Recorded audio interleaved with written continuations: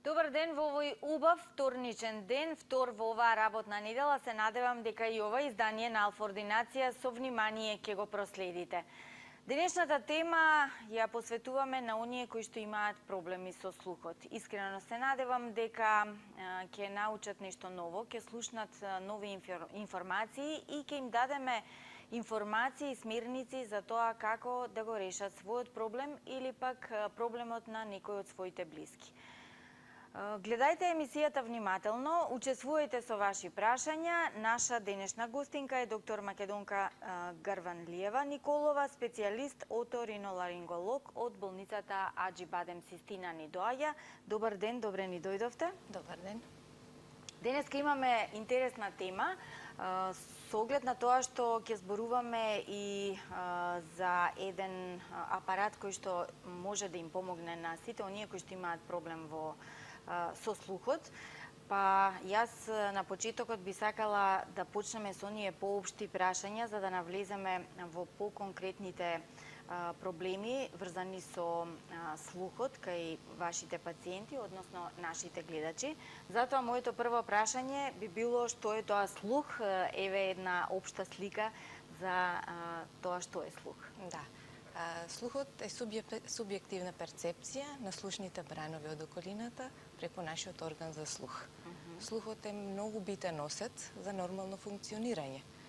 Се смета дека 10% од целокупната популација има некој проблем со слушањето, до тоа ниво да има потреба од слушна амплификација или слушно продобрување. Ајде да чуеме од што се состои органот за слух. Веројатно таа анатомија може да ни помогне и полесно да ги разбереме работите каде практично настанува куршлусот кога не слушаме. Да. Органот за слух е многу комплициран орган. Меѓутоа е вака поопростено за гледачиве.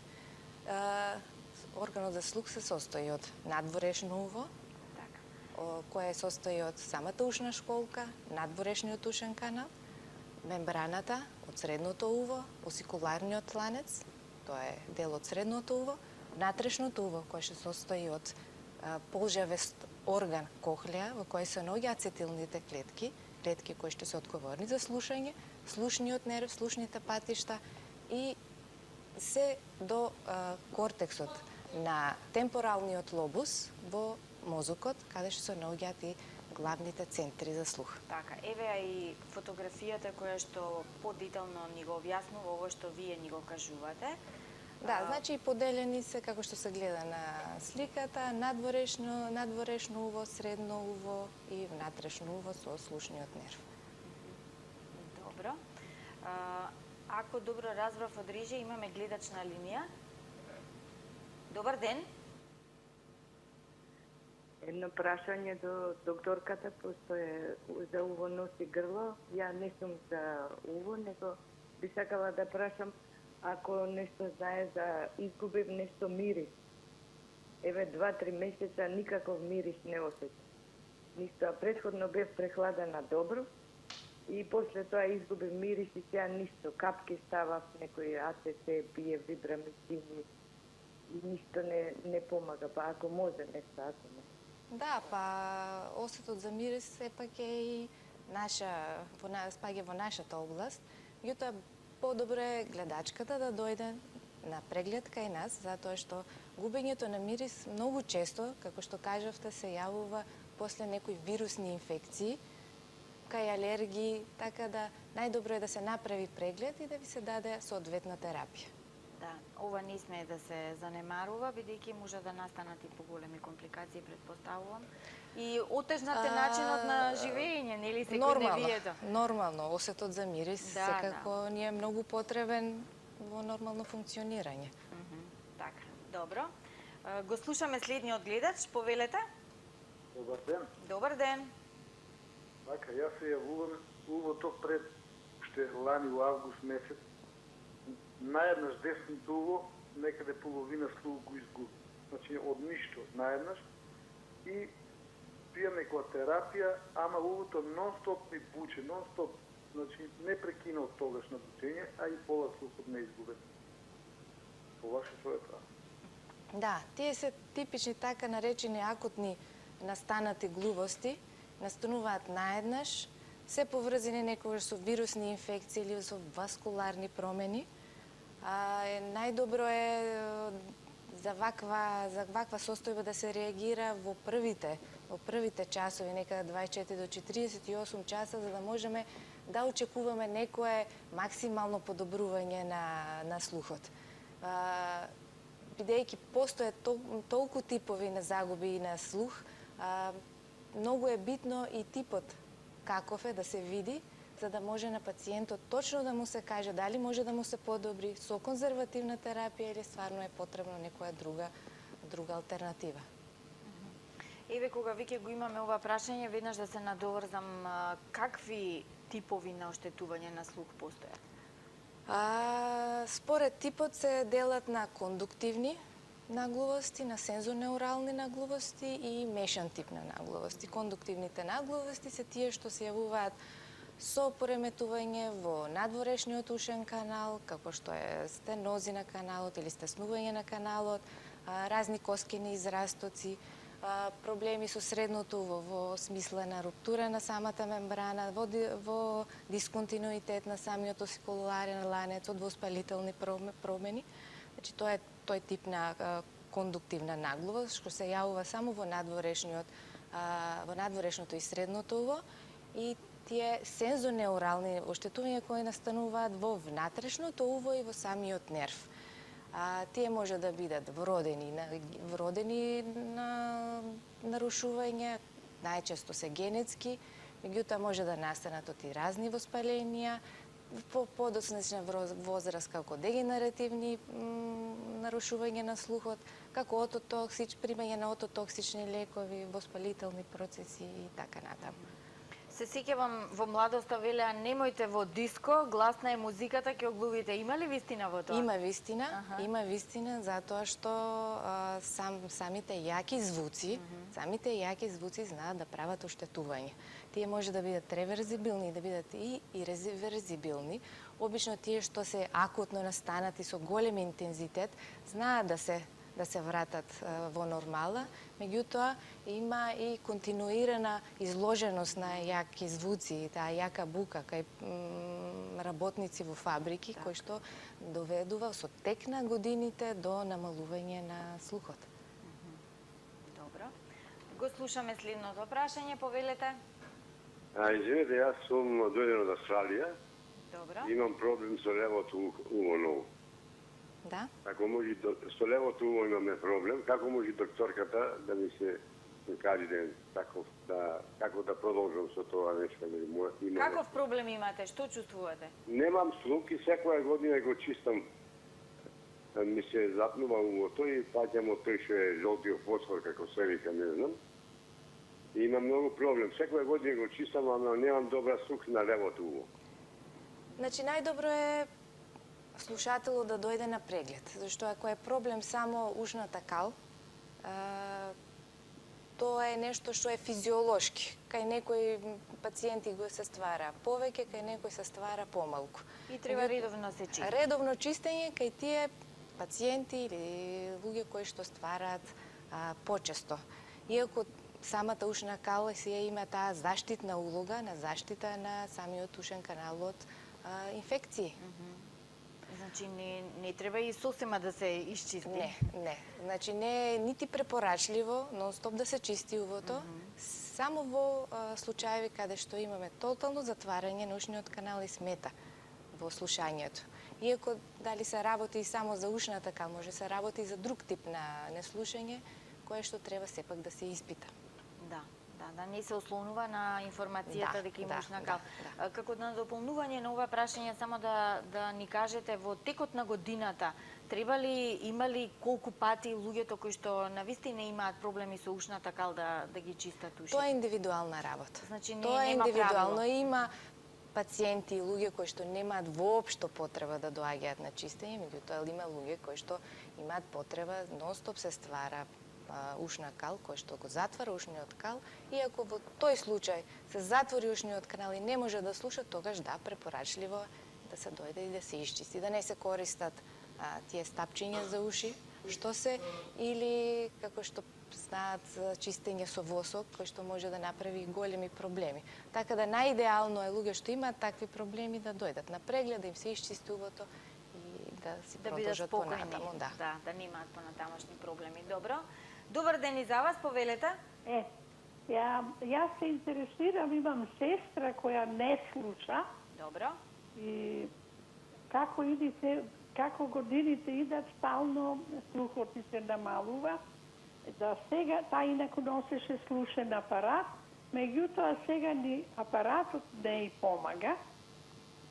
И јас не дам свој кохлеарен имплант, каков е тој, дали може кто кај не за да се тој Да, ќе зборуваме, останете до крај со нас, ќе чуете за каков имплант станува збор, за кого е наменет. Стара е во години, по 80 години на има. Така, да. Во овој дел само јас би сакала да не се задржуваме на имплантот, само да кажеме со староста и слухот се намалува. Тоа е точно, Како оди тоа? Со која динамика се намалува? Па обично се очекува после 65 годишна возраст да почне да се намалува слухот. Тоа е очекувано, меѓутоа кај секој човек е тоа индивидуално. И како што рече пациентката, кај незината сестра, иако е 80 годишна возраст, во зависност за каков тип на наслушање се работи, кога ќе се испита, тогаш ќе биде објаснето дали е кандидат за кохлеарна имплантација или не. Така. Значи возраста воопшто нема. Ние ќе објасниме каков имплант е тоа, ќе знаат нашите гледачи, но сепак ќе треба да дојдат на преглед. Тоа е нормално, Так. затоа што постојат толку видови на неслушање, така да за секој индивидуално пристапот на лекување. Повелете, добар ден. Добар ден. Ве слушаме. Јас сум 28 години. Лани имав проблеми имав тинитус, доење. И денес пак го имам. Терапија имам примено, бетасер, синетил и денес го пијам тоа и пак уште имам тинитус. Проблеми со слушањето нема. Беви клиника Скопје, се во ред. Аудиометрија, вестибулометрија, се на трајност, се во ред, а денес го имам тоа, а понекогаш ми смета и во концентрација и во вакви работи. Така. Значи, тинитусот или зуењето во ушите или бучењето е еден многу чест проблем, меѓутоа многу комплексен и многу тешко се решава.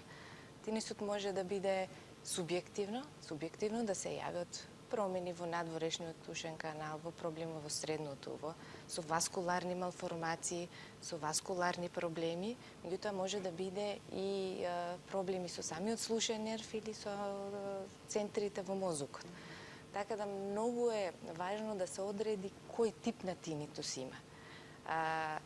Решавањето е многу тешко, обично се оди како што било кај пациентот или со кортикотерапија или со подобрување на периферната циркулација, кај некој не може да се подобри слухот. Меѓутоа постојат и маскери на тинитус, тоа се специјални апарати кои што маскираат самиот тоа бучење. Ако постои наглувост или плюс намалување на слухот, се користат слушни апарати со маскирачки ефект, а постојат и таква една техника на ретрейнинг, метода на Јастребов, која што всушност не се лечи тинитусот, туку се тераат пациентиве на некој начин самите да го прифатат и да се навикнат на него и воопшто самите да не го слушаат. Значи, тинитусот како решавање е многу тежок и комплексен проблем. Така. Добро, има ли надеж за пациентот со сета оваа терапија што ви ја кажа да Видете, сепак треба да се види тоа што има до сега направено испитување, па дали можеме да му понудиме уште нешто, сепак треба да се види, да се направи, преглед. Ајде да кажеме, бидејќи зборувавме за видови на оштетување на слухот, карактеристика на кондуктивните наглувости. Значи, кондуктивните наглувости, како што кажав, се најчесто што се случуваат во надворешното и средното. Добрата работа е што можат хируршки да се решат во повеќето од случаевите. Дали тоа е да се реканализира самиот слушен канал, дали да се отстранат тие израстоци, дали да се направи репарација на самата мембрана или репарација на самиот осикуларен ланец, или да се постави некоја слушна протеза која би помогнала да се подкачи тој слух или да се донесе дури и до нормално ниво. Значи, тоа е карактеристика на кондуктивните. Така. Имаме повторно гледач, ајде да го чуеме. Добар ден. Добар ден, докторке. Добар ден. Повелете. Јас се јавljam од Куманово. Повелете. Да питам докторку,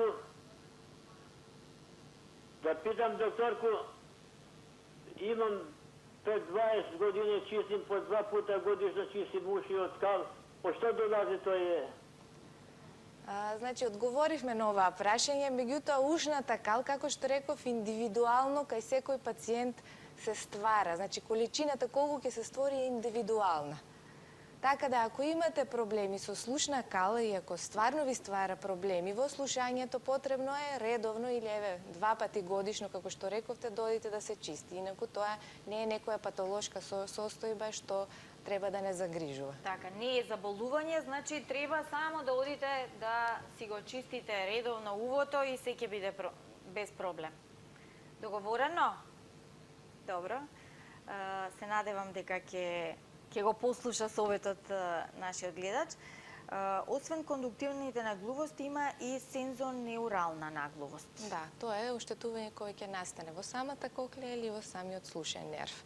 Тие се многу интересни, особено вродените наглувости, кои што повеќе од половината се генетски.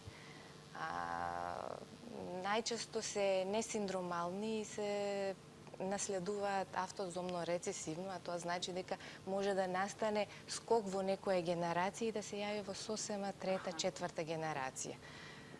Во нашата популација најчесто е проблем во локус на хромозомот 13, во создавањето на протеин наречен конексин 26, кој што е одговорен за рециклирање на калиумот во клетката и во сензорните клетки. Има не само во увото, меѓутоа и во други органи, меѓутоа кај нас во слушањето е многу интересен. Кој ќе се јават такви наглувости, кај нас може и да се испита генетски во ману и да се види дали со тоа имаме проблеми или немаме. Значи, Извинете, тоа е се раѓа детето со таква аномалија, со таква аномалија и може да се испита, да се види стварно дали, ако нема други причини за глувоста, можно и тоа да се испита, да се види дали си имаме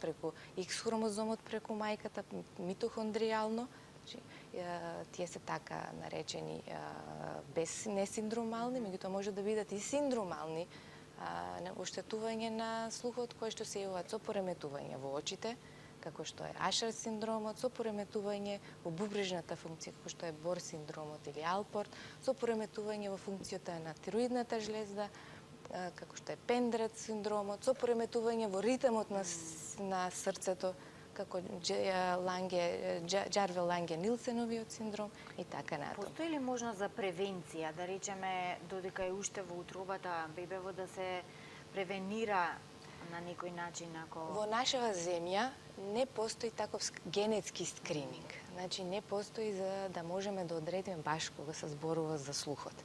Веќе во поразвиените земји постои, како што е Јапонија, постои такво генетско испитување, кои што се најчести за нивната популација, веќе ги внесуваат како редовна скрининг генетска програма, за да се види дали тој пациент потенцијален би можело да има наглувост или неслушање. Добро, значи далеку сме ние од тоа. Се уште, меѓутоа, се надевам дека во тек на наредните години или децении би се вовело и тој скрининг кај новородените деца. Така. Што е со наглувоста кај возрастните? Наглувост кај возрастните се обично стекнати.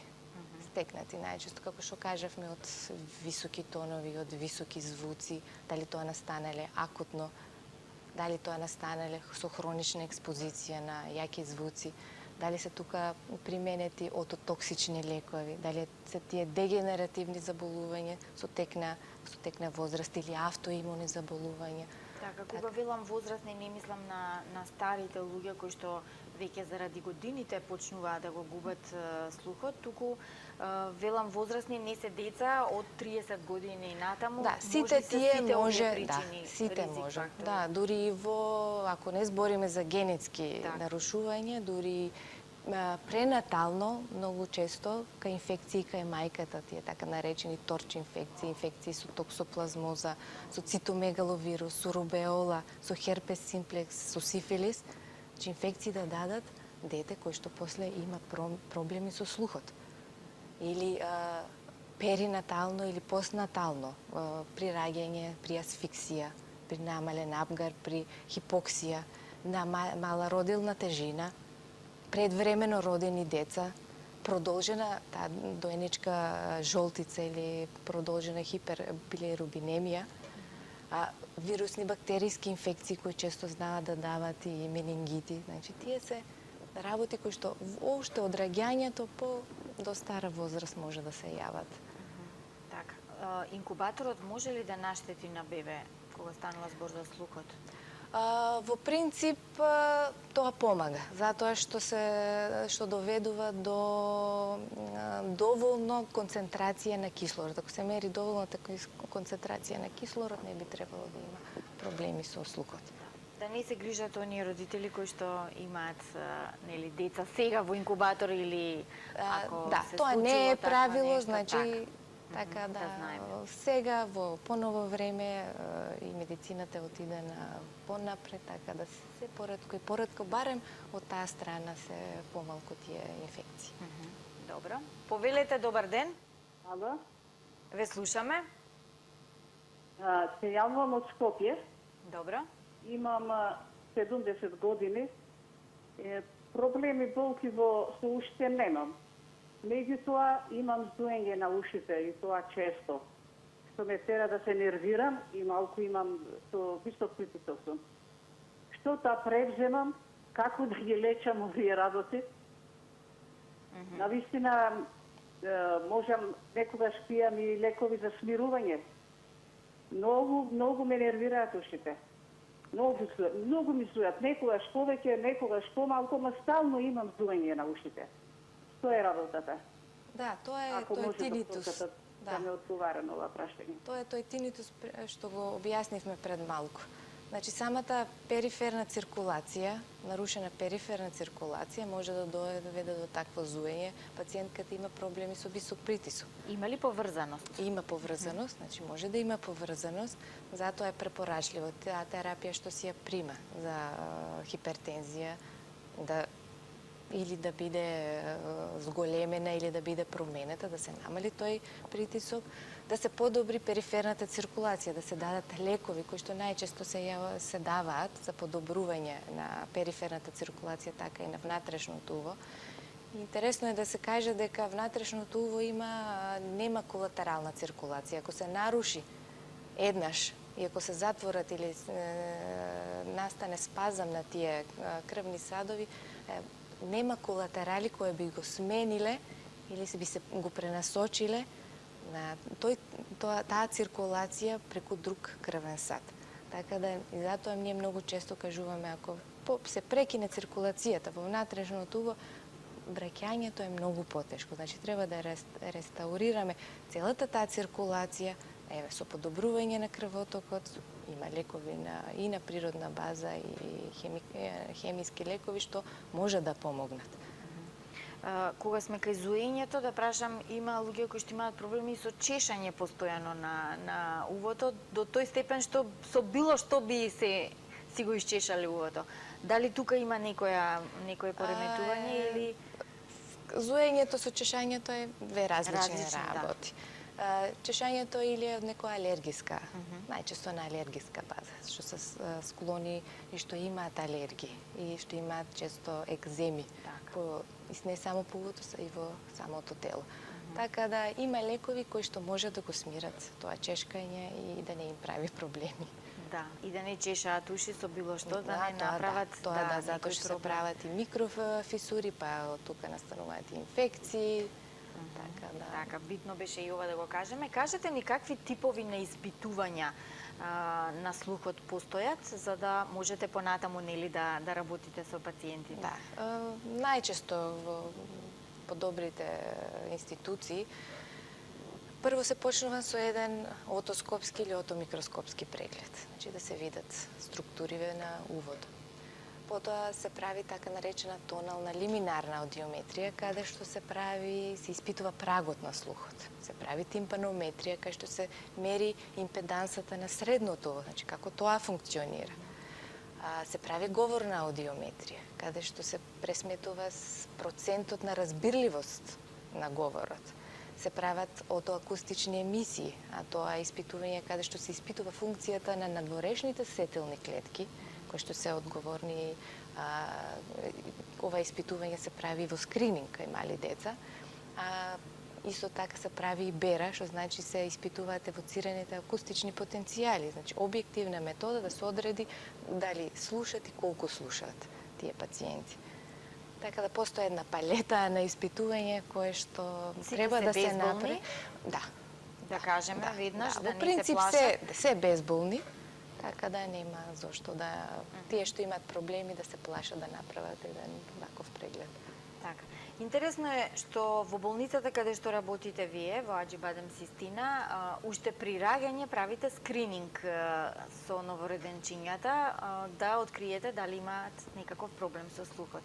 Да, значи во секое родилиште треба да постои таква скрининг програма, да се одреди дали некое новородено слуша или не слуша, да се јави, да се одреди тоа во првите денови. Уште, значи тоа се прави со тие така наречени отоакустични емисии, каде што се испитуваат надворешните клетки, како што реков, за да видиме дали тоа дете слуша или не слуша.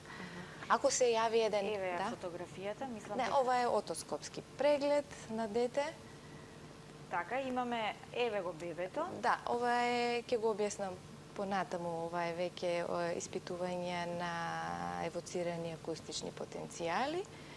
Значи, првично е да се испита, значи, како што реков, првично отоакустични емисии. Ако се смета дека имаме негативен одговор, можеме да се посомневаме дека тоа дете можеби и не слуша. Затоа се оди на втор чекор, каде се испитуваат евоцираните потенцијали, како што видевме на сликата, бебенцето со различни електроди поставени на главата. Тоа спие, тоа е мирно и самиот апарат регистрира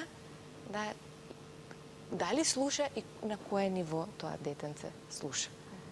Тоа е задолжително со сите бебиња? Задолжително, да. Првично е задолжително испитувањето со отоакустични емисии е задолжително и потребно.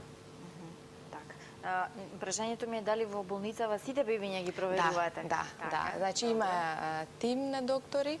Во Аџибадем Систина го работи доктор Демерџиева, она го прави тој пренатален скрининг, кој ќе се види дека нешто имаме проблеми, тука се вклучуваат и други педијатри, како што е доктор Лековска, невролог, така да прават едни детални испитувања, да се види, да се открие и да се каже да, тоа дете слуша или да, тоа дете не слуша. Така. Ајде да го чуеме гледачот, повелете. Ало, добар ден. Добар ден. Поздрав до цела екипа на Алфа телевизија и до докторка. Имам едно прашање до докторка. Се извинувам, ја се чешам многу, рака е чешав, ама ми помина. Сега нога, лист од нога, рана сам направила чешање. Не знам од чего е, дали од алергија или не знам дали може нешто да ми каже. Па денеска нема да ви кажеме, бидејќи за раце и нозе не зборуваме, туку за уши. За уши? Да. темата ни е за слухот денеска. Да, слушам јасно, викам и за чешање на рака, на нога. Нема за раце и нозе, во друга емисија ќе се јавите, може ли? Може, нема проблем. Ете така, денеска за тие што не слушаат добро. Јас слушам добро, нога ме чеша многу. Стрпете се за друга емисија, може ли? Кога ќе види? Ќе ви кажеме, ќе дознаете. Благодарам, поздрав до вас. Поздрав се на љубаво, пријатно. Кажавме дека нели ги проверувате бебињата, верувам дека во оваа болница на преглед одат и дечиња и повозрасни и секако имате решение за оние кои што имаат проблеми со слухот. Едно од тие решенија е коклеарниот имплант, имплантот за кој што денеска нели ќе зборуваме. Ајде да кажеме воведни 2-3 збора што е всушност тоа. Да, коклеарниот имплант е медицинско електронско помагало кое што комплетно го премостува внатрешното. Значи, кај луѓе или кај деца кои што имаат оштетување на внатрешното и кои што не можат да слушат, со овој имплант се премостува и се воспоставува електрода која што го стимулира слушниот нерв за да можат они повторно да почнат да слушат. Секој родител кој ќе добие информација дека можеби нивното дете не слуша е многу стресно. Меѓутоа мора да им се објасни дека и за таква работа постои решение. Меѓутоа и мора да нагласиме дека секоја рана дијагноза и рано дијагностицирање, да не кажеме круцијално, за да може комплетно да се реши состојбата кај нивното дете. Зошто? Заради тоа што постои една карактеристика на мозокот наречена пластичност. Мозокот се развива најмногу во првата година на животот, се некаде до третата, до 3,5 годишна возраст, што тогаш е максимумот на развивање, што значи тогаш се развиваат и тие акустични патишта.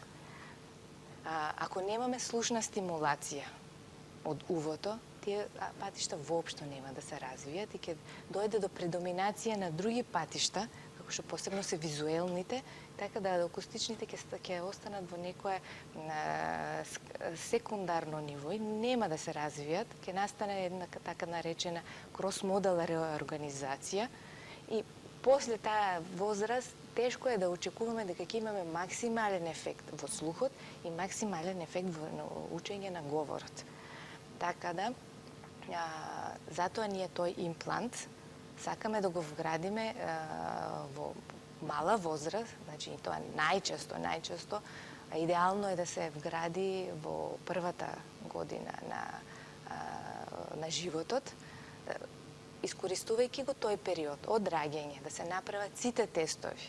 Значи, од самиот скрининг, од неколку пати правење на тие и мерење на евоцирани акустични потенцијали, рехабилитација и стимулација со слушни апарати, значи максимално колку да можеме да ги развиваме тие слушни патишта, за некаде една година која ќе направа да се имплантира тој имплант. Тој се состои од два дела, значи едниот е внатрешен имплантибилен дел кој се имплантибира хируршки. Така, се вградува хируршки. Се вградува хируршки во коската. Електродата се внесува во самата кохлеа, каде што врши стимулација, значи самите звучни бранови што ќе ги собере од процесорот од надворешниот дел, ги претвара во електрични и го стимулира самиот нерв за да може да мозокот после ги перцепира како звук. Има ли дел кој што се става и надвор? Да, или? постои, барем се уште, постои надворешен дел кој што се состои од микрофон, кој ги собира звуците, процесор кој што ги селектира релевантните звуци и преку трансмитер ги префрла на внатрешниот имплантибилен дел. Така, имаме и фотографија, јас би сакала да ја погледнеме за да имаат појасна представа нашите гледачи за каков имплант зборуваме, како тоа изгледа. Да, овде гледаме значи надворешниот дел од самиот кохлеарен имплант. Да, овде е шематски прикажано, освен надворешниот дел и внатрешниот дел, каде што се гледа во полжавестиот дел, односно во кохлејата, како е поставена самата електрода. Така, полжавестиот дел е овај синиот. Да. Каде е електродата? Над него како Електродата е крупчиња? како свиткана полжичка внатре, значи вградена, и таа врши стимулација полжавчето. во полжавчето. Значи таа баш во тоа е внатрешното уво, таа е кохлејата, внатре се имплантира и си ја врши функцијата, ја заменува значи оштетената кохлеја. Ова е, предпоставувам, дете кое што има проблеми со слухот на двете уши. На двете уши. Ова е билатерална имплантација, значи билатерална поставување на имплант на двете уши. Зошто е потребно тоа и зошто во светот сега се оди на ваква имплантација, не само на едното уво, да се постави имплант и на второто уво, затоа што нормално физиолошко слушање да се слуша со две уши, затоа и ги ни постојат двете уши. Одговорно е за локализација на звукот, значи од каде доаѓа тој звук, а исто така и подобро да се слуша во бука, во бучна средина. Така, тоа сакав и да ве прашам. Со овој имплант, какви звуци добива пациентот? Што добива? Дали во континуитет, онака како што ние слушаме, кои што немаме проблеми со слухот, или тоа е нешто испрекинато, нешто што треба да го поврзе? Значи коклеарниот имплант, пак да повтораме, за тешко наглуви и глуви луѓе. Бидејќи се имплантира во целото внатрешно уво, значи таа електрода влегува во целото внатрешно уво, че ги стимулира од ниските фреквенции до високите фреквенции. И треба пациентот да ги слуша, значи од ниска до висока фреквенција, комплетно, целосно да биде покриено целиот диапазон на фреквенции. Значи слуша, да, исто како да... Тоа најдобро може да го кажат пациенти што се послингвално, односно глувост настаната во тек на животот, кои слушале, меѓутоа во текот на времето го изгубиле слухот и имплантирани, значи они најдобро може да кажат како слушаат, меѓутоа тие се толку задоволни, значи комплетно го слушаат, да не кажам, целиот диапазон и немаат проблеми, така да тие се тие кои ќе дојдат во ординација и кажат да, докторка, ние слушаме и ние сме многу задоволни и јас уживам во животот, тоа е веќе нашата сатисфакција зашто би го ставиле тој кохлеарен имплант. Така, верувам дека е така. Ајде, повелете, добар ден. Добар ден. Ве слушаме. Голем поздрав првин до докторката. Да ја поздравам, бидејќи во име нејзина, мислам, и детето ми е многу подобро. Голема чест за докторката. Вака, и до вас исто. Едно прашање ме интересира, пошто се работи за дете 2,5 годинки, како би можело, дали постои да се некој сите што може да се види центарот за рамнотежа, бидејќи малото, значи има проблем сега моментално со, како да кажем, центарот кога оди не е толку стабилно се уште водењето, веќе е 2,5 години. Дали постои тест каде што може да се испита, значи тој центар за рамнотежа, како го викаат тоа сега, поточно и средно уво, не знам, значи, ако може одговор на тоа прашање. Да, може да го донесете детето, ќе направиме сите тестови што ги имаме. Така. Па ќе видиме за што се работи. Јас не ве разбрав, прашувате сега за другото дете? Да, прашувам, значи точно само за тој центарот за рамнотежа. Дали има опција, значи да се испита тој дел? Да, можеме да испитаме, само дојдете во ординација и ќе направиме се. Во ред, во ред. Ова се работи за друго детенце. Да, затоа и прашав, значи добро ве разбрав дека вие сте пациенти на докторката со едното дете, сега прашувате за другото. И голема благодарност, значи не сме ние со живење сме, значи страшно, меѓутоа дојдеме и тука и голема благодарност за докторката. Така, добро, убав ден. Хвала ви многу, уште еднашка убав ден. Пријатно. Да искористам да прашам дали луѓето со проблеми во слухот имаат и проблеми со рамнотежата, дали е поврзано? Да, бидејќи тоа е во склоп на внатрешното ово. Многу често знаат тие две работи да бидат комбинирани и тоа и за тоа има решение и тоа го испитуваме во Аџибадем Систина, постои така наречена видеонистагмографија која што може да ги испита тие индиректно промени во рамнотежата. Така. Зборувавме за кохлеарниот имплант. Веднаш да кажеме дали само децата се кандидати, бидејќи рековте кај нив е најуспешно, но што е со оние повозрастните? Кој се може да биде кандидат? Значи, кандидатија може да биде секој што има тешка наглувост или целосно изгубен слух, значи тотално глуви. Тоа може да биде конгенитално, значи вродено, предлингвално, значи пред да почне да зборува детето, може да биде стекнато во тек на животот, постлингвално, а може да биде и кај луѓе кои што имаат прогресивен пат на слухот, без да имаат некој бенефит од слушни апарати, значи од класичните слушни апарати. Така да, во принцип, пациенти кои што имаат тешка наглувост до тотална глувост, може да бидат кандидати за кохлеарна имплантација. Значи, практично секој без разлика на возраст. Без разлика на возраст. Да. Не. Добро, потребни ли се одредени подготовки за пред да се стави овој имплант? Да. Мора, освен тие испитување на слухот, потребно да се направи и испитување кои што да се види каква е уствари анатомската структура. Зашто многу често знае да се случи дека анатомски има некои проблеми со самата кохлеа, дали таа е деформирана или е нормална, да се види дали постои слушен нерв. Ако не постои слушен нерв, тогаш не можеме да го ставиме кохлеарниот имплант. Значи нема што да стимулира тој кохлеарни имплант. Меѓутоа постои па сосема друг имплант кој што се нарекува на аудитори брейнстем имплант, кој што се имплантира во дното на четвртата комора, кај што се кохлеарните нуклеуси, така да во принцип веќе постојат различни типови на импланти кои што може да им помогнат на луѓето без разлика за каков тип на слушање станува збор.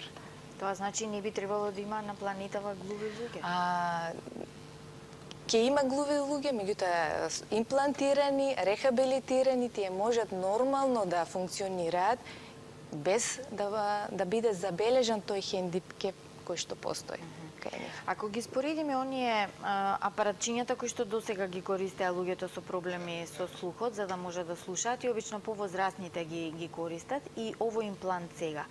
Разликата е во видлива, ова се имплантиран или рековме хируршки, ова се става на увото. Меѓутоа, квалитетот на звукот кој што го добиваат, дали се разликува? Тоа се два различни типа на апарати. Самиот слушен апарат, кој што обично ние го знаеме, ги засилува звуците. Значи, ги засилува тие звуци кои што пациентот не може добро да ги слуша. Значи, имаме само амплификација, засилување. За разлика, значи, од кохлеарниот имплант, кој што има враќање на слухот, значи, е стимулирање на самиот нерв за да може мозокот да го перципира како слух. Значи, овде имаме засилување, а веќе имаме, овде збориме за слушање. Се подесува ли нешто за јачина или на сите апарати се разни. Да, и тоа има подесување, затоа што иако се работи за тешка наглувост до тотална глубост, и тие имаат некои степени на подесување, кои што после имплантирањето секој пациент посебно си се подесува, така да кажам, за да може максимално да слуша, меѓутоа тие звуци да не му пречат, значи да има еден оптимум за нормално функционирање. Како соработувате со новородените, со оние кои што не почнале да зборуваат? Како знаете како да го наместите да биде? Постојат специјални мерења кои што електронски ни покажуваат кој е оптимумот да се намести тој кохлеарен имплант. Значи, оди се електронски. Постојат инженери кои што посебно го ги местат за да може да биде тоа до оптимумот. Затоа што ако ставиме повише звук, и да имаме некое резидуално слушање, да не го оштетиме. Значи да си остане тоа што малку постои, да го засилиме тоа, да го засилиме, али да не го уништиме. Така, добро. Мислам дека е време да ги погледнеме на рекламите во Алфа Ординација, па да продолжиме со разговорот на денешнава тема.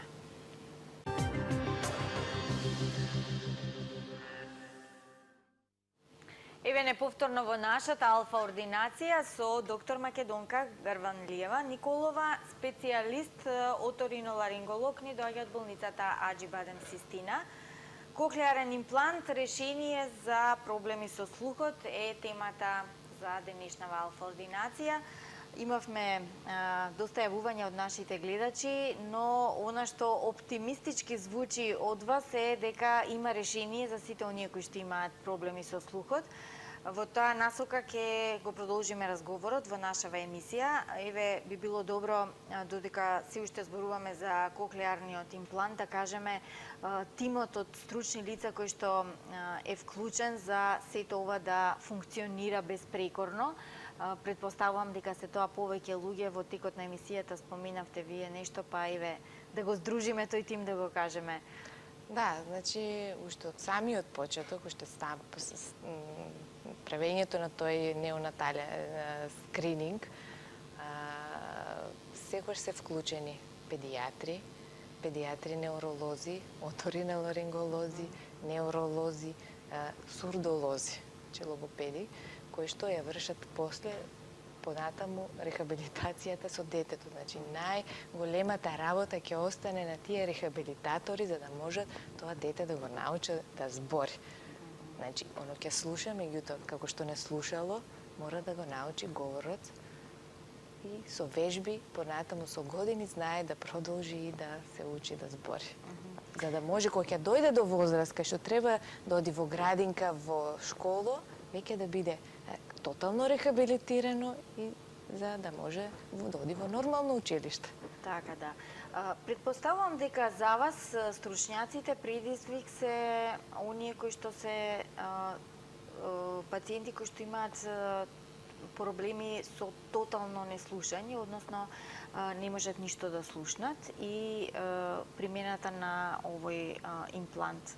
Како оди и предпоставувам дека имате и фидбек од родителите на децата. Да, тоа е многу интересно, мислам. Прво, кој ќе ги сретнеме родителите, кој ќе се сретнат такви родители, прво се изненадени, исплашени. За разлика после таа имплантација, каде што да, добро е, моето дете напредува, многу сум задоволен, значи од самата имплантација. Значи, нашата хируршка работа, значи имплантацијата е само техничкиот дел. После тоа, рехабилитацијата, која што е работата, е презме најголемиот дел и улогата на родителите, колку они се мотивирани да му зборат, да даваат поттик на тоа дете да збори. Тоа е најголемата работа што може да биде. Но вие го следите сето тоа? Се следи обично, обично доаѓаат родителите кога има некој проблем. Меѓутоа, со рехабилитаторите, со сурдолозите, го имаат најголемиот контакт понатаму после имплантацијата. Имаме гледач. Добар ден. Добар ден, ве слушаме. Добар ден. Повелете. Се извинувам, едно прашање само. Колку кошта, дали може докторка да ми каже, коклеарниот имплант? За цени не зборуваме во Алфа Ординација, ќе се јавите во Аџибадем Систина болницата и ќе добиете детални информации за се што ве интересира врзано со цените. Добро ви благодарам. Пријатно, убав ден. Која возраст е најдобра за имплантирање на овој апарат? Значи, како што реков, самата пластичност на мозокот, кој што обяснив пред малку, најидеална возраст е дете од 1 година. Значи, кога зборуваме за прелингвални клувости. Тој период ќе го искористиме за испитување, пред една година, да ги направиме сите контролни прегледи, да ги направиме тие компјутеризирани томографии и магнетни резонанси што не се потребни за хирушката интервенција, да помине некој период со поставување на слушни апарати, кој може да биде 3-6 месеци, за да не го изгубиме, тој драгоцен период за стимулација и за формирање на тие акустични патишта, така да првата година е најидеален период за вградување на самиот кохлеарен имплант. Самата возраст е многу битна. Што е докажано дека имплантирањето во првите 2 години, успехот да тоа дете слуша и да го научи говорот како што треба, без да се сомнева некој што го слуша нешто има проблем. Значи во тие први 2 години, успехот е 100%. Значи да има перфектен говор и воопшто во општеството да не се разликува. Како што возраста расте, се смета дека до 4-та година тој успех е околу 80%. До 6 години веќе паѓа на 60%. Така со тек на времето, колку што повеќе се чека, толку е полошо за детето. Зашто и ние некогаш имаме гулуво неми родени и сега се до некоја возраст тинејџери кои што сакаат, родителите бараат помош, како да им се помогне. Меѓутоа, ние секојаш кажуваме дека успехот, ако се имплантираат такви лица, е многу слаб. Се имплантираат првите години, кога мозокот учи како да слуша и како да репродуцира. Добро. Повелете, добар ден. Ве слушаме, добар ден. Добар ден. Повелете. Едно прашање ако може. Може. Поздрав од докторката. Мојата сопруга има еден проблем со слухот, има зујење на ушите. И сега имаше и апаратче, ама не можеше да се навикне да го носи. Има, како да кажам, нешто кој ќе ставите на самата маса, нешто на стакло, има огромна бучава и не може да не е разбирливо услухот. Нешто. Така, колку години има? Години, 46 години. Или, например, кога има автомобилите, со голема бучавост ги слуша. Што може да се... Значи, за слушните апарати многу е битно добро да се наштелуваат. Значи, добро да се наместат. Многу е битно каков тип. Што се поновите слушни апарати се веќе дигитални. И како да се, кога да се местат се оди електронски. Така да не мора тој што го мести на кое ниво да биде слухот, не мора сам индивидуално да пресметува. Туку тоа го прават комплетно електронски апарати.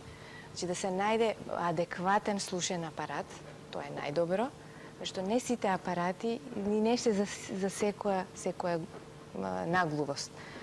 Тоа што кога веќе и обично како што станува најчесто се по години високите фреквенции кај луѓето. Како што е полошо слушањето, колку што е полош интензитетот на слушање на високите фреквенции, толку и самата рехабилитација со слушните апарати е потешка. Така да мора да се види за каков тип е, колкав е интензитетот на тоа неслушање, да им се даде соодветен слушен апарат, кој што добро ќе се намести, за да не ги слуша, како што рековме, тие многу јаки звуци да не изсметаат или да се намали. Значи, тоа е се веќе до самиот слушен апарат. Како ќе се наштелува и како ќе се намести. Добро. Тука возраста не игра никаква улога? Не. Добро. Значи, се зависи од типот на неслушање. Да. И самиот апарат, нормално. Да. Добро. Рековте дека возраста е битна за овој имплант кохлеарниот. Битна е во однос само заради развивање на говорот и што мозокот учи, или има тука и други фактори кои што влијаат? Тоа е битно за тие пациенти кои што се родени тешко наглуви и глуви. Значи, тоа е за нив најмногу битно возраст. Кога се работи за пациенти кои што во текот на животот го изгубиле слухот, кај нив е малку полесно.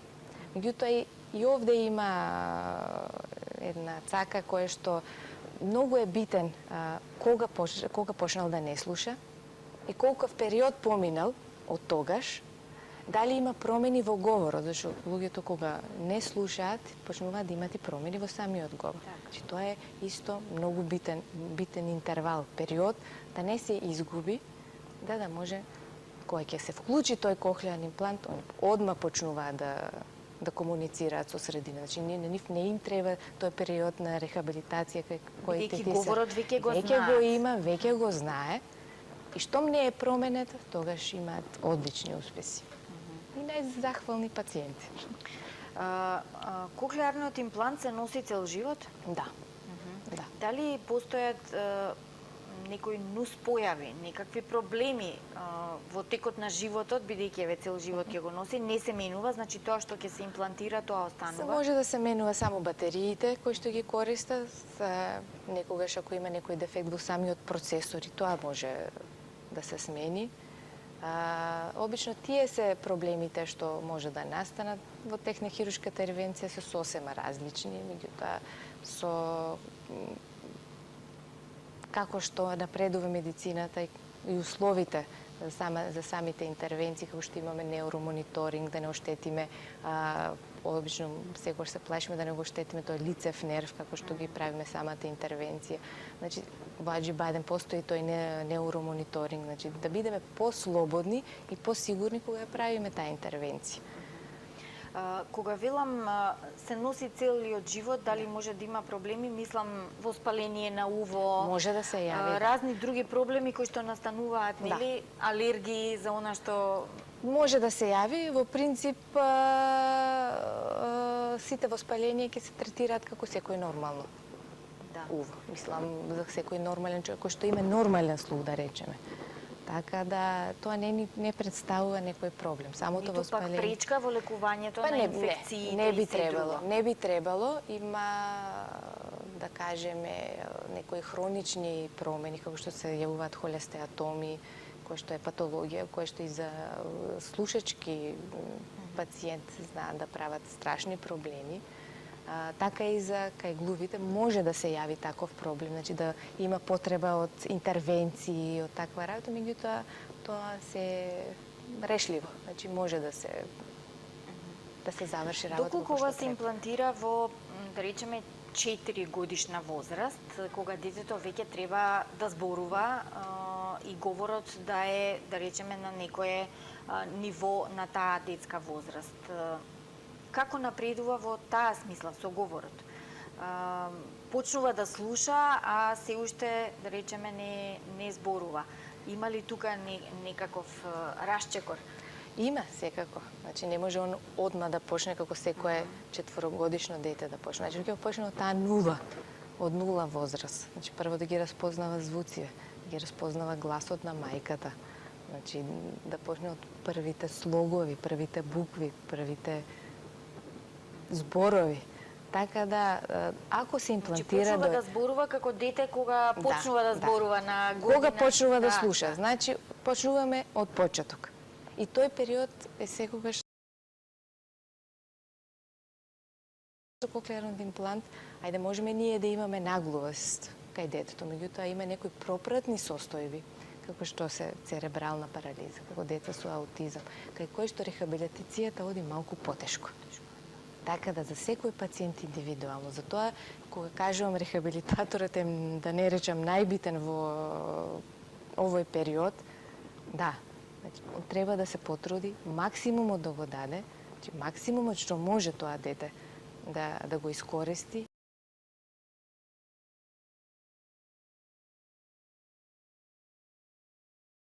Каква е улогата на родителот во животот на вакво дете со ваков имплант? Јас мислам дека е најголема, затоа што мотивацијата уште од почетокот, да, ние сакаме да го имплантираме тоа дете.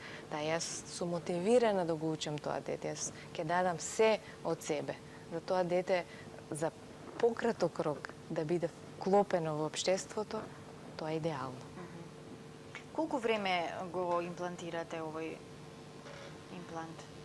Па временски хируршкиот дел Мислев е... на хируршкиот во период, да речеме 5-6 години го имплантирате во болницава? Не, во болницава се уште за да не ве е прашам почната. каков фидбек имате. Да. Значи во болницата се уште не е почната. Значи како што почна скринингот, како што се јави потребата и кога се види колку деца може да бидат кандидати за кохлеарни имплантации, како што ни постојат сега неколку пациенти кои што ни се во план да бидат имплантирани. Значи ова е нова програма во Аџибадем Сестина, која сакаме да ја промовираме, сакаме да кажеме да, и овде можеме ова да го завршиме. Одлично, да знаат Така нашите гледачи дека имаат можност. Ако имаат ваков проблем, слободно нека се обратат да можеме да го решиме. Колку трае интервенцијата, тоа сакавте пред малку да кажете? Да, хируршкиот дел уствари некаде од 2 до 3 сати.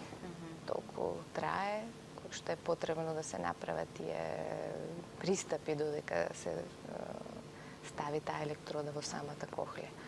После самата хируршка интервенција доаѓа периодот кога тоа зараснува таа рана, дека целосно не зарасне, некаде околу, да речеме, 4 недели, за да може да се вклучи тој процесор, за да почне веќе да ги мери на кое ниво да се намести, да се наштелува тој кохлеарен имплант, за да може детево нормално да почне веќе со периодот на рехабилитација.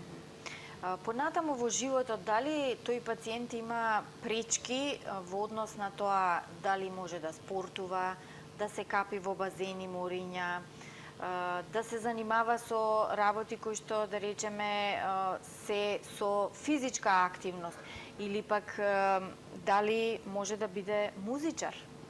Да, значи, ако збориме за спортските активности, новите импланти од компаниите веќе одат на тоа да не мора да се вади тој надворешен дел, значи, и да може да самите да пливаат, да спортуваат, значи да си го користат во водени спортеви и да слушаат.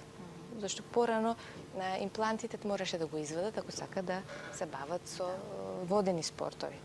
Меѓутоа сега не е така. Има заштитни делови и самите импланти веќе се така конструирани да можат да поднесуваат вода.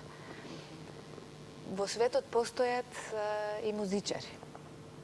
Така да ништо не ги спречува да функционираат и да живеат како што сакат и они како што одбрали.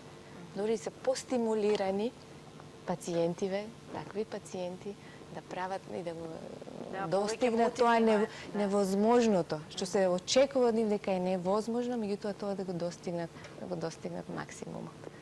Така да со новите генерации на импланти веќе во принцип се е нормално.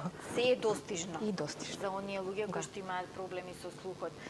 На почетокот на емисијата видовме една фотографија на момче со 2 импланта. Зошто е потребно на двете уши? Потребно е заради локализација од кај ни доаѓа звукот. Кога ќе се најдеш во некоја средина, кола, од каде иде, значи тоа е многу момчето. Да. Значи за да го локализираме, затоа ни се потребни 2 импланта, како и 2 уши, и кога е во бучна средина, да може поубаво да го разбира говорот кога имаме позадинска бука. Значи заради тоа таа билатерална имплантација. И тука има нешто што морам да го кажам. Потребно, кога се работи за билатералната имплантација, потребно е или да се направи симултано, значи двете уши во исто време да се имплантираат, или периодот на чекање, тоа секвенционално имплантирање, да биде некаде најоптимално до година и пол, до максимум 3 години. Зошто? Затоа што период долг. Тоа е период, значи до тука веќе можеме да толерираме. Зашто како го имаме едниот имплант, така го развиваме едниот акустичните патишта на едното уво. Меѓутоа, ако го ставиме подолго време, сепак ќе доминира тоа прво што е стимулирано, а второто ќе доаѓа во некој секундарен план. Така да, затоа е тој период, за да може двата слушни патишта да се развиваат како што треба и двата кохлеарни импланти да се искористат до максимум. Заради тоа е таа билатерална имплантација и тој период до кога е пожелно да направиме пауза измеѓу едниот или да се имплантираат двата во исто време. Во исто време. Момчето е со куса коса и нема како да се сокрие оној надворешен дел. Кај девојчињата предпоставувам косата ќе може од озгора. Дали пречи на имплантот доколку Не е пречи. пикнато внатре Не. за да нема Не. нели Не, веќе комплекси ова, и разни други психички состојби? Значи, веќе се оди на тоа, тој надворешен дел да се минимализира. Значи, сега постојат и такви импланти кои што не мора да ги носат само зад увото, како кај слушните апарати, туку постои еден мал дел кој што само како на магнет се закачува на тој внатрешен имплантиран дел. Така да, како што оди времето, ќе се оди на тоа да се минимализира или комплетно да се имплантибира. Значи, идејата е целиот имплант да не постои надворешен дел. Се што може да се имплантира внатре и воопшто визуелно да не се познава дека има имплант. Добро, гледаме на филмовите, тајните агенти стално имаат нешто во увото, па може да се најде решение, нели, за пациентите? Да, тоа, значи, кај нив ништо нема. Значи, идејата и иднината е имплантот да биде комплетно вградлив, да не се познава воопшто ништо, да не знаеме дека тој пациент нешто има некој хендикеп. Имал. Затоа што после тој период на рехабилитација тој си нормално функционира како секој здрав човек. Кога зборуваме за успехот на оваа имплантација, дали успехот за докторите е идентичен и со пациентите? Односно, вие го гледате успешноста на имплантирањето, а тие дали слушаат, дали зборуваат? Кој е практично генералниот успех со имплантација на овој имплант? Првично, за хирурзите, за нас најбитно е да помине се како што треба во хируршка сала. Кој ќе видиме дека функционира тој слушен апарат, затоа што и во самата хируршка сала ние знаеме да пробаме дали функционира, и ако се во ред, веќе го имаме тој прв успех и сме стварно задоволни. Меѓутоа, кој ќе дојде дете или кој ќе се види пациент, после не сме го виделе година, две, кој ќе почне тој да зборува, тука е веќе нашата среќа, нашето задоволство, нашата радост, како на родителите. Така да тоа не може да се измери со ништо. Значи, задоволен пациент, секако и задоволен доктор. Да, верувам дека е така, исто како и со професорите, кога се задоволни и знаат учениците, успех е на професорот. Постојат ли фази за имплантација? Да, во суштина постојат неколку фази за коклеарна имплантација. Првата фаза е на фаза на детекција. Првите испитувања, дали само глувоста е проблемот, дали имаат и проблеми со централниот нервен систем, дали имаат проблеми со други органи,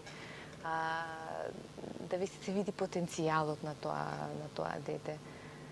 Да се стимулира максимум што може, значи да се направат и тие предхирушки испитувања, анатомски, да се види каква е состојбата на тоа внатрешно уво. Таа е таа прва фаза, која што е до втората фаза, која што е всушност и хирушката имплантација.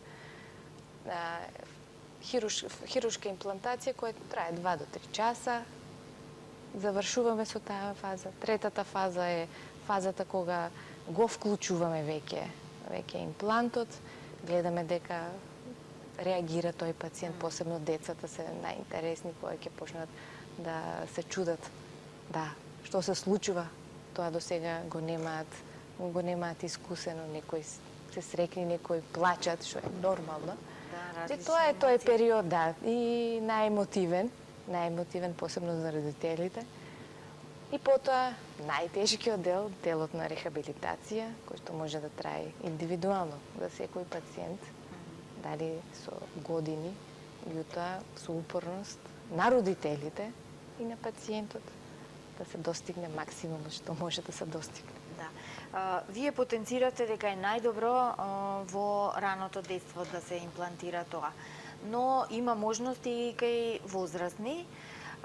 Кажете ми, имплантацијата кај возрастните, после тоа, дали може да биде пречка некоја хронична болест?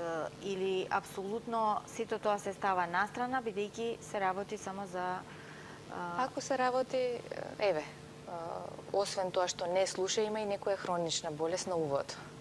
Во принцип, прво треба да се исчисти таа хронична болест, значи да може максимално да се излечи тоа уво и не постои пречка да се имплантира тој кохлеарен имплант.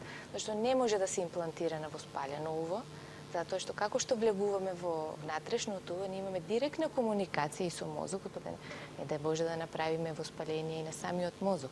Така да биде релативно здраво, значи слободно од акутни и хронични воспаления, за да може тоа уво да се имплантира. А што е со другите хронични болести, диабет, висок притисок? Во принцип, ако анестезиолошки среден пациент воопшто не смета. Нема никаков проблем. Да.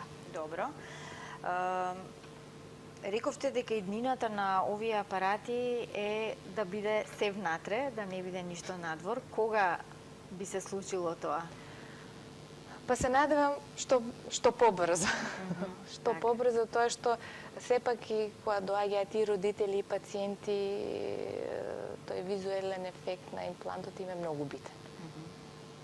Така да се надевам дека во наредните години ќе почнат самите компании да ги рекламираат и тие импланти, за да може да бидат нашите пациенти уште посреќни. Така. Освен тоа, иднината што е? Освен од тие имплантибилни кохлеарни, сепак е испитувањето на матичните клетки.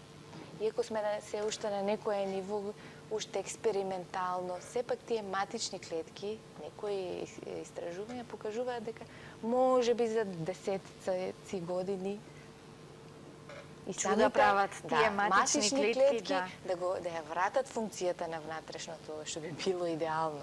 Така дали, затоа мислам дека се уште е потребно подолго време. Ќе почекаме, но има надеж. Да, секако. Тоа е добро, да. Добар ден, имаме гледач, повелете. Повелете ве, слушаме. Девојче од 6 години. Добро. Ко се роде беше во инкубатор и од лекарствата настанало некој проблем со слухот. Сега ни велат дека 70% не слушам на двете уши.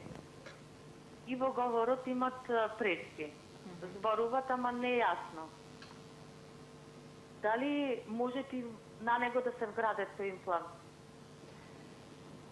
Значи, првично и најдобро е да дојдете на преглед, за да видиме стварно колку тоа девојче не слуша. Па имаме она скрин направено. Добро, меѓутоа треба да го видиме и да ви понудиме максимумот што можеме. Ако стварно ги е во тој критериум за имплантации, тогаш зошто не? А може ти без таја носет сега обични слушни апаратчиња? Некогаш се случува да, ајде да речеме, на некоја на гранична возраст, на гранично слушање, значи прагот на слухот да е на некоја граница, обично ги имплантираме кај тие деца или тие пациенти кои што имаат слух кој што е понизок од 70 децибели. Ако е на таа граница, кај што прагот на слух е околу 70 или над 70 децибели, тогаш може да се рехабилитира и со слушни апарати.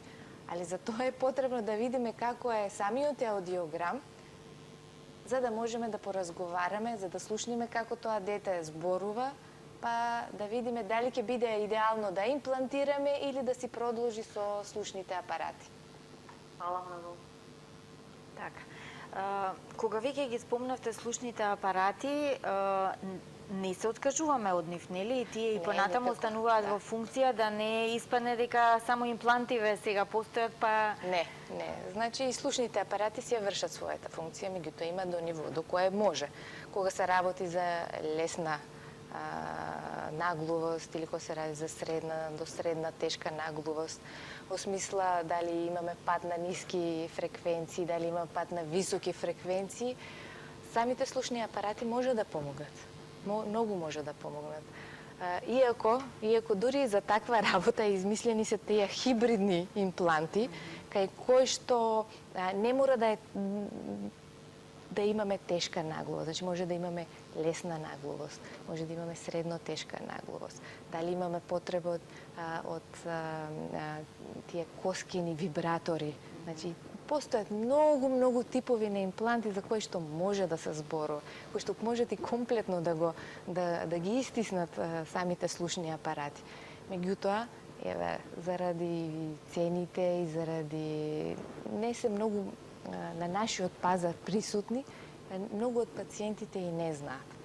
Така да, кој ќе дојдат во амбуланта и кој ќе го видиме ние аудиограмот, кој ќе направиме некои подетални испитувања, може ќе направиме и тоа. Значи, во светот е возможно веќе се.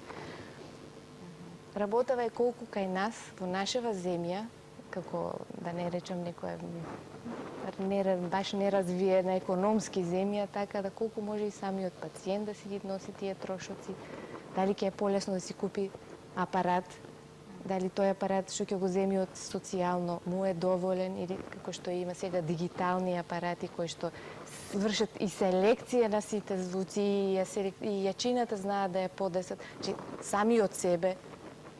Така да техниката е отидена многу далеко. Така. Вие ги следите светските трендови, сигурно имате увити во тоа која земја предничи во однос на вакви импланти и изуми кои што го подобруваат слухот на најразвиените земји секако. Да. Така да секоја развиена земја може да си дозволи кај секој пациент да вгради. Значи секој осигурен пациент. Како што сме читали, како што сме гледале ние хирурзите, се имплантираат дури и на еднострана глувост. Значи кога имаме едното уво ни е глува и тоа кај пациенти кои што се, да не речам, во возраст 80 години, 90 години. Меѓутоа, за да му се подобри квалитетот на животот, тој пациент си бара зошто јас да не слушам. Зошто кога можам да си дозволам, зошто да се ограничам од тоа. Значи, за тоа возраста воопшто не е битна. Значи, добро, може и со едното уво да се слуша, со другото не и да... Со едно уво можеме да функционираме некако. Да, значи, исто не како може со едно око, да.